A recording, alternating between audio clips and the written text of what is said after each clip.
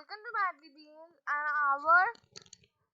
our today's topic is reproduction in plants. So yes guys, don't forget to like this video, subscribe our channel and comment us if you have any doubts. So let's start.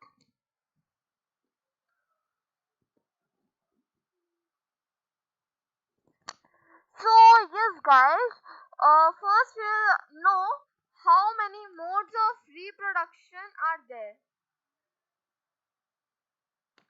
तो guys दो modes of reproduction होते हैं, एक है asexual reproduction और एक है sexual reproduction.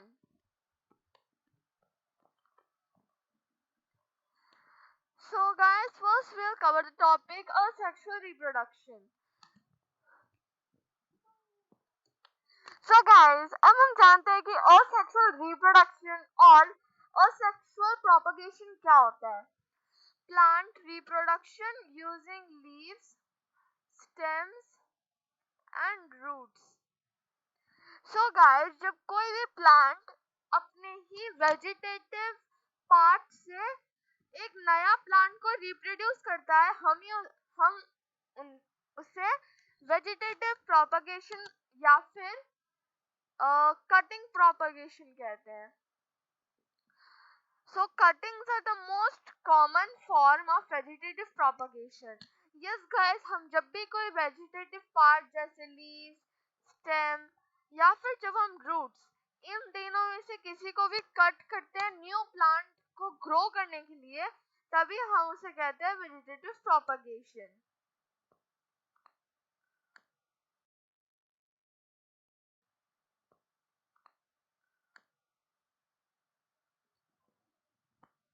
So guys, अब हम थोड़ा और डिटेल्स में पढ़ते हैं कि वेजिटेटिव प्रोपगेशन. सो गाइस, अब हम जानते हैं कि वेजिटेटिव प्रोपगेशन क्या होता है.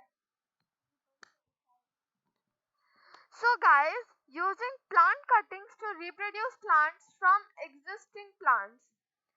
So guys, अगर आप एक चीज ट्राई करोगे, जब भी कोई मरा हुआ प्लांट हो उसके कोई भी वेजिटेटिव पार्ट जैसे लीव, स्टेम या फिर मे बी रूट्स, आप उन्हें दूसरे प्लांट के लिए जब आप सॉइल में डालते हो ग्रो करने के लिए, तो आप देखोगे वो ग्रो नहीं होता है, क्योंकि आपको डालना है कोई एकदम फ्रेश प्लांट या फिर वैसा प्लांट जो एग्जिस्ट करता है.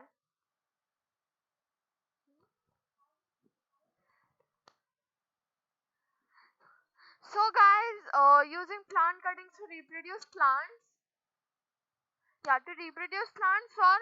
from existing plants. So guys, जैसे हम अगर स्टेम कट करते हैं या फिर लीफ कट करते हैं या फिर कुछ भी, तब वो अगर रिप्रोड्यूस करता है दूसरा नया प्लांट, तो हम उसी प्रोसेस को वेजिटेटिव प्रोपगेशन कहते हैं. सो गाइस, यहाँ पे मैंने कुछ vegetative parts of a plant को रखा है जो वेजिटेटिव प्रोपगेशन के प्रोसेस के अंदर ही आता है. The vegetative parts of a plant are fruit, stem, root, and also leaf. So these four of the parts are the vegetative parts of the plant. After this we have the reproductive plant, but this is not in our topic, so we will not do this. So guys, अब हम जानते हैं कि axillary buds और nodes क्या होते हैं. So guys, आप ये जो node देख रहे हो, node are the points from which the bud grows, and the bud which is growing from the node is called the axillary bud. So यहाँ पे आप देख सकते हो, ये जो पॉइंट है ये है नोड, और ये जो बर्ड आप देख रहे हो जो यहाँ पे है उसे कहते हैं एक्सिलरी बर्ड. सो यहाँ पे एग्जाम्पल भी दिया हुआ है, आप चाहो तो इसे नोट डाउन कर सकते हो. तो चलिए चलते हैं हमारे नेक्स्ट टॉपिक पे. सो गाइस, ये कुछ एग्जाम्पल है वेजिटेटिव प्रोपगेशन का, जो है शुगर केन. सो गाइस, आप ये जो स्टैंड देख रहे हैं, अगर कुछ मतलब इसका स्टेम्स अगर कट जाते हैं और उन्हें दूसरे प्लांट्स के लिए, और जब हम इसे दूसरे प्लांट्स के लिए रिप्रोड्यूस होने के लिए सॉइल में डालते हैं, तो फिर वो जो पूरा प्रोसेस है vegetative propagation of sugar cane बोलते हैं हम लोग इसको. So this is the process of vegetative propagation of sugar cane.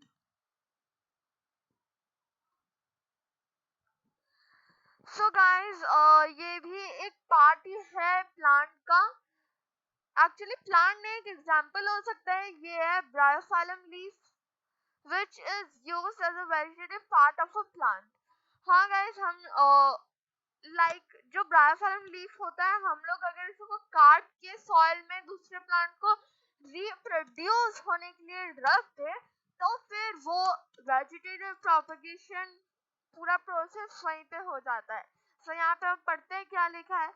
Leaves of the bryophyllum have leaf buds in the notches of the leaf. So आप ये सब जो देख रहे हो, यहाँ पे लीव्स मतलब ब्रायोफाइलम जो लीफ होता है उसमें ऐसे लीफ बर्ड्स उगे हुए होते हैं. So now the birds develop into tiny plantlets.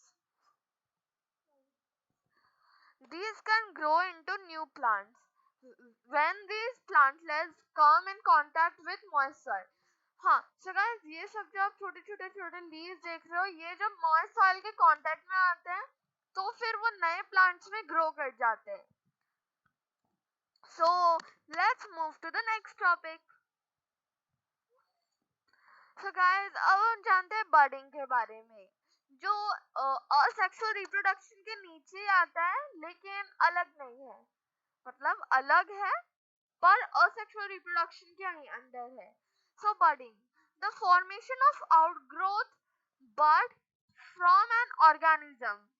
Guys, जब कोई भी ऑर्गेनिज्म से एक नया आउटग्रोथ बर्ड फॉर्म होता है तो फिर हम उसे बर्डिंग कहते हैं. जैसे गाइस, ये है यीस्ट सेल्स जो जो माइक्रोस्कोप के नीचे ऐसा दिखता है, और ये एक सिंगल सेल्ड ऑर्गेनिज्म है जिसे हम इतना छोटा होता है कि सिर्फ माइक्रोस्कोप के नीचे से देखा जा सकता है. So guys, yeast is a single celled organism which can only be seen under microscope. The small bulb-like projection coming out of the yeast cells during the formation of new yeast cells is called a bud. हाँ, तो ऐसा बहुत से processes होते हैं या फिर ऐसे बहुत सारे जो चीज होते हैं जिससे हम यीस्ट को मतलब न्यू यीस्ट सेल्स फॉर्म कर सकते हैं. तो जब ये प्रोसेस हो रहा होता है, so when the small bulb-like projections are coming out of the yeast cells during the formation or during the process of the new yeast cells, then they are called bud. Now let's know about fragmentation. The green-like patches on the pond are algae. So यहाँ पे आप देख सकते हो कि इस diagram में दिखाया गया है कि algae जैसा होता है. So जब भी आप कोई पॉन्ड देखते हो तो फिर मतलब बहुत कम पॉन्ड्स में लेकिन होता है ग्रीन पैचेस पॉन्ड्स के ऊपर होते हैं, तो इन्हें हम एल्गी कहते हैं. So fragmentation is the process of breaking of a mature organism into two or more fragments. So जब भी कोई ऑर्गेनिज्म दो या फिर दो से ज्यादा फ्रेगमेंट्स में ब्रेक हो जाता है एक मैच्योर ऑर्गेनिज्म से, तो हम तब उसे फ्रैगमेंटेशन कहते हैं.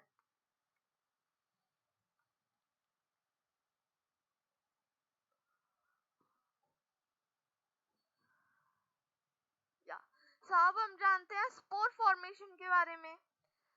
ये एक फ्रेशली ब्रेड है, और जब हम इसे वार्म कंडीशंस में मतलब ऐसे बाहर छोड़ देते हैं टेबल पे या फिर कहीं पे भी, तो हम नोटिस करते हैं कि ब्लू ग्रीन फंगस उसके ऊपर पे आ गया है. तो हम थोड़ा सा इसको पढ़ लेते हैं डिटेल में. If we keep a bread in warm conditions for few days, we will notice blue-green fungus on it. Fungus are grown because of spores present in the air. सो आपको क्या लगता है ये जो ब्लू ग्रीन फंगस है ये कैसे आता है? ये बाहर रखने की वजह से आता है या फिर ये जो एयर है उसके वजह से होता है? ना ये एयर के वजह से होता है, हाँ, लेकिन बाहर रखने से हो जाता है। तो ये जो फंगस है ये इसलिए ग्रो करता है क्योंकि हमारे आसपास जो भी एयर है उसमें स्पोर्स प्रेजेंट है और वो इतने हल्के हैं कि वो हवा में फ्लोट करते रहते हैं। So they are light in weight. Both moss and fern grow by the means of spore formation. So ये एक टाइप का कोई प्लांट है, ये फर्न है और ये मॉस है। सो मेनली ये दो एग्जाम्पल है स्पोर फॉर्मेशन के। सब हम चलते हैं नेक्स्ट टॉपिक पे। ओके गाइस, तो हमारा आज का वीडियो यहीं खत्म होता है। आप सबको बाय बाय एंड हम आज के लिए यहीं तक पढ़ेंगे और अगर आपको कोई भी